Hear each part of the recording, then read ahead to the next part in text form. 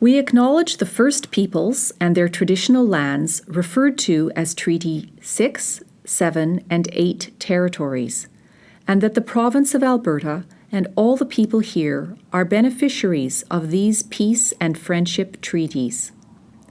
Treaties 6, 7, and 8, along with small areas of Treaties 4 and 10, encompass the traditional territories of numerous Western Canadian First Nations as well as the Métis people. NorQuest College is dedicated to ensuring that the spirit of these treaties is honored and respected. Heeding the calls to action of the Truth and Reconciliation Commission, with funding from Alberta Advanced Education, the Rural Roots program is herein responding to the calls for education for reconciliation. Article 62, 2. To post-secondary institutions to educate teachers on how to integrate Indigenous knowledge and teaching into classrooms. Article 63, 2. Sharing information and best practices on teaching curriculum related to residential schools and Aboriginal history. Article 63, 3. Building student capacity for intercultural understanding, empathy, and mutual respect. Article 63, 4. Identifying teacher training needs relating to the above. We are grateful to the elders who, with open hearts, willingly shared the knowledge they keep for their peoples. On behalf of English language learners throughout the province of Alberta, we thank them for introducing newcomers among us to truth about identity, treaty, protocol and ceremony, residential schools, challenges to overcome, and guiding lights.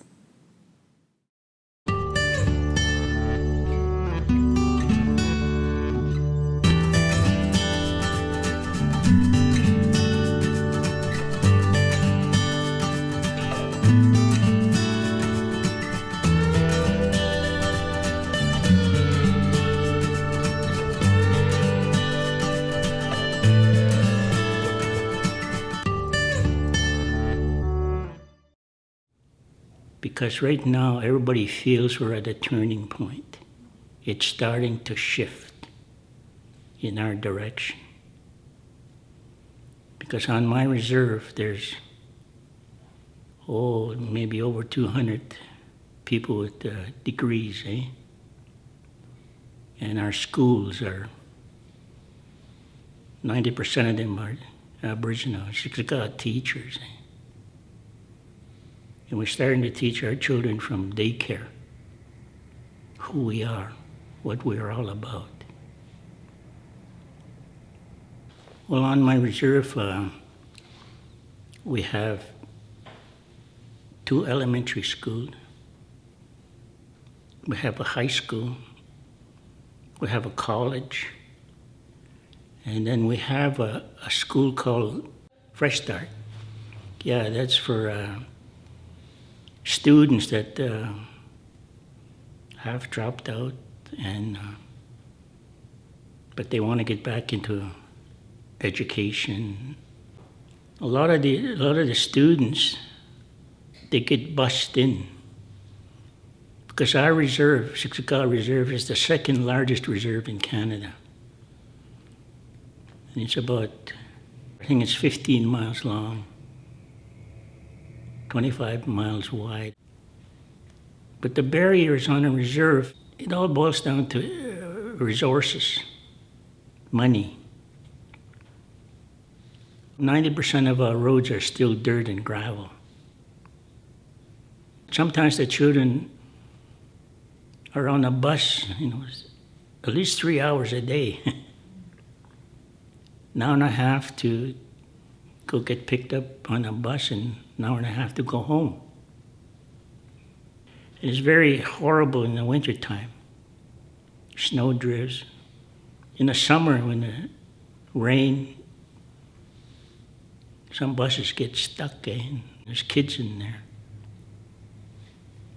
And the educational board is forever begging the government for more money to improve the education system. We have to follow the Alberta curriculum. But we've modified it to meet our standards. Kids come to daycare and they wake up in the morning hearing Siksika language. They go to the classroom or daycare. They hear Siksika from the workers. And there they go to elementary school. They see signs. They hear the language, their language being spoken. You have little kids there speaking Siksika. It makes my heart proud, eh? Because we're looking after them for the 7th generation. At the college level, they're all Siksika staff. All of them have degrees, bachelor's degrees, master's degrees, and a few PhDs. But the main barrier is the money. So if a Siksika student on a reserve or any rural student, if you go into the urban area to go to school, your educational level drops, maybe 1 grade, sometimes 2. Because any rural person don't have access to libraries like the people in the city for more resources. The other big barrier is the teaching styles. There's a way we teach Siksika students. There's a learning style. There's a way to learn, and sometimes that's a conflict. And there's also listening styles. You could be talking to a Siksika person, and the Siksika person rarely gives you eye contact. And while you're talking, you could hear the Siksika person, Sometimes he's not necessarily hearing you.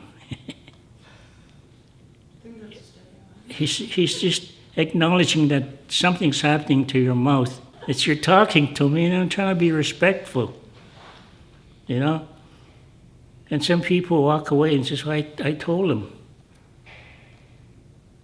They thought they told him, but he didn't hear a word what you said. So that has to be understood.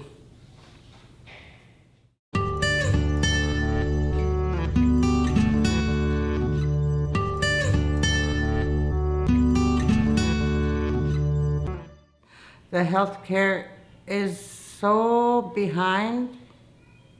See, they're not being diagnosed right away. When I was living back home and in Yellowknife, I was working, but I hurt myself. I didn't know I had a slip disc and a pinched nerve, and I had to quit working. I know I had to move closer to see doctors, because it takes so long to see doctors in the NWT. So I said, I just got to move here to get better help for myself. It's not fair because, there's a lot of people in these small settlements.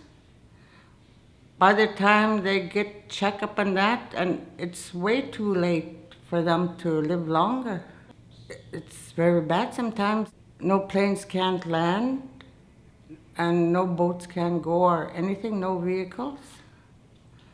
we used to use the ice road and planes flying into the communities. They recently just built a road to Tuk from Inuvik, but other than that, they make ice road to Aklavik. And with all the other settlements, they have to be flown in. An ice road is when the river or ocean is frozen and the plows make a road on the ice for vehicles to drive on and pass each other. And the Dempster Highway. That's a road from Inuvik to Whitehorse, Yukon. That's the only road. It's a real road on the land. It's not paved to Whitehorse because it's straight gravel because of the temperature.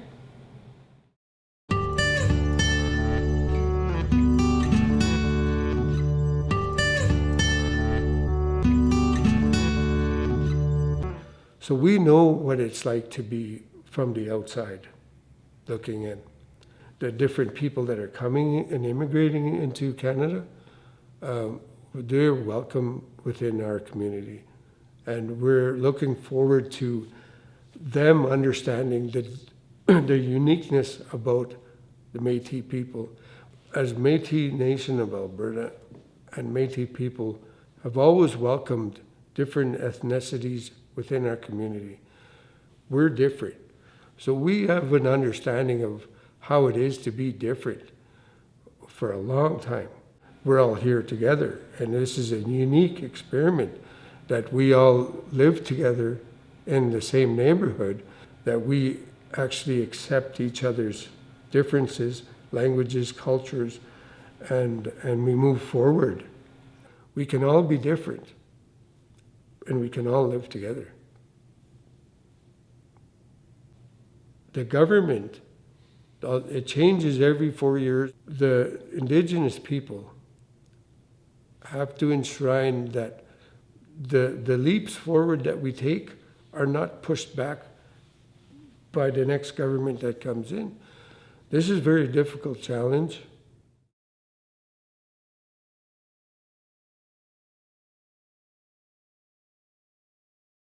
It's very slower paced.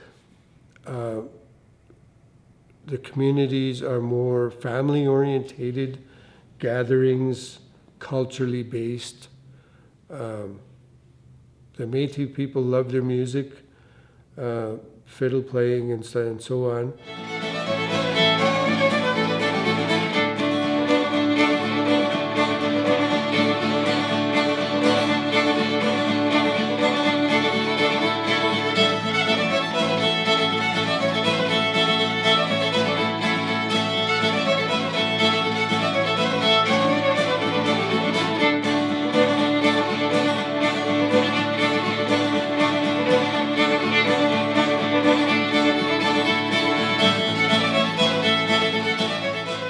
Yeah, we actually have hunting rights on our settlement lands,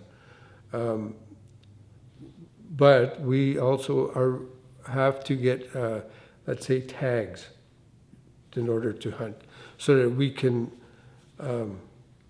have accountability of how much resources are being harvested in the settlements. Most settlements do not have a swimming pool. We do not have West Edmonton Mall. And we have to come up with our own festivities and our own. We do not have the stores, even having a fire department or a clinic.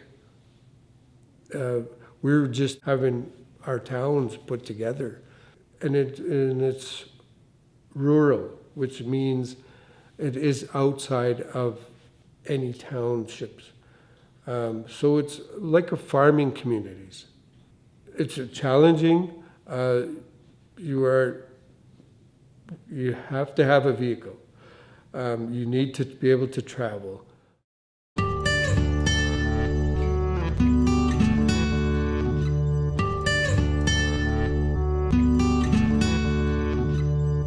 Education, healthcare system and the justice system are racist based. We have far ways to go, from residential schools to now the reserve schools are not properly funded. They're totally underfunded. I'll tell you a story. For 19 years as an Aboriginal liaison person, and I have fought hard to have our children come to school on time, to find out why they're not coming to school. If they don't have any lunch to bring to school as prescribed, a sandwich, a juice box, and a fruit, they won't come to school. But at home, mom or kokum can make a big pot of stew for everybody.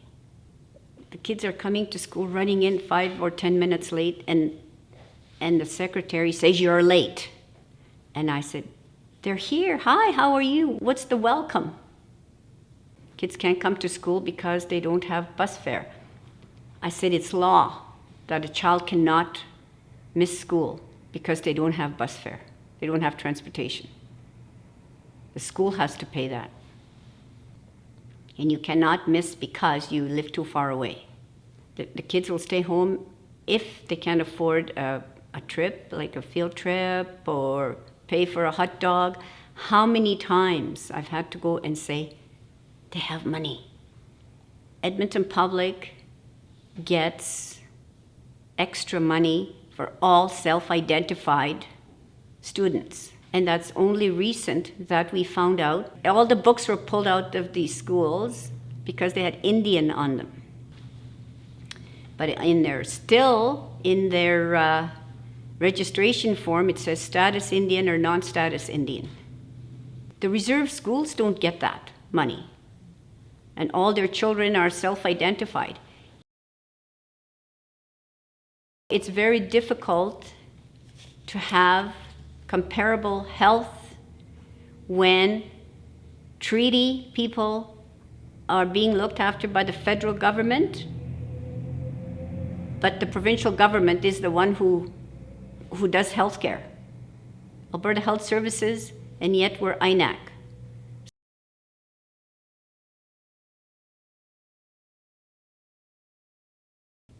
Northern communities can't access the health system. So somebody sits in an office and decides what kind of medicines they're going to cover. That's what the TRC said.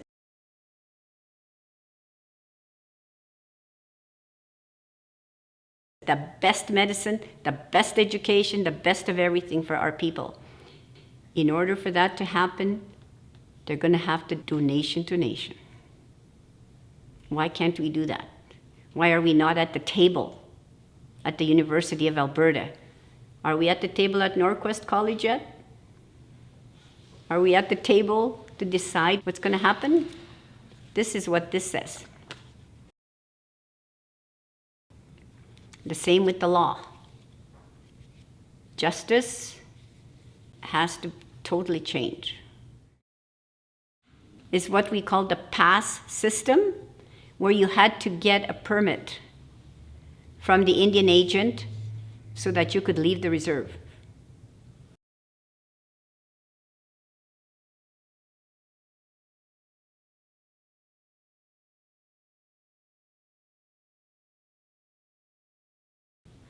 And that's why when you went off to work, some people lost their treaty rights because they did not have long enough pass system, the pass to leave. Some of our war veterans came back after joining the army to go to war, and they lost their treaty rights because they did not have the Indian agent's permission to join. My brothers married non-Indigenous women. Their wives became treaty, and their children were treaty. I married off reserve, and I lost my treaty rights. I have a letter that says you are no longer an Indian according to the Indian Act. My children were not treaty until 1985. And my brother's line, they'll always be treaty because the men carry that. My great-grandchildren will not be. if it doesn't change. That law is again getting rid of the Indian problem.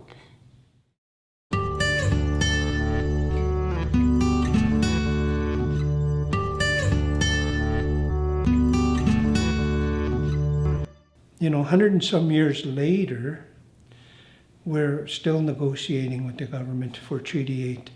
In Treaty 8, one of the signings was for a cow and a plow because Indigenous people wanted to get into agriculture.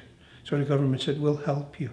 Within a few years, the government stopped giving cow and plow. But today, they don't give you the cow and the plow. They give you the value in dollars. It's a struggle with the government.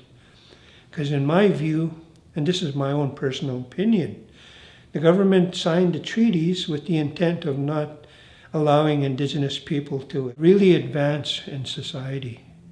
They wanted to keep us down. So all these things that they signed, promises were broken. When we come to a gathering, the speakers get up on the microphone and they always want to honor Treaty 6. They want to honor the land. But how about if we honor the people that once walked this land?